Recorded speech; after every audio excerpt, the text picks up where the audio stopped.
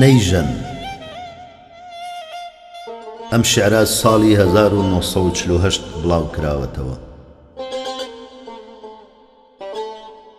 نەیژەن گڕودوو بەربێتە نەید، ساقی ژەهری خەم بڕژێتە مەید.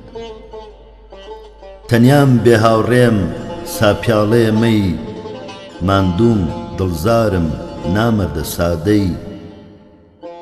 ئاگر بەردەرە سارای یادگار، یادگاری دوور لە ئێش و ئازار. خوێ بڕژێتە نێو توێی زامەوە، داغ بنێ بە گیان ناکامەوە.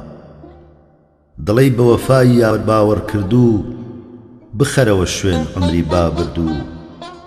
بەهێزی بادە و بە باڵی ئاواز، بەرەو ڕابردوو بمخەرە پەرواز.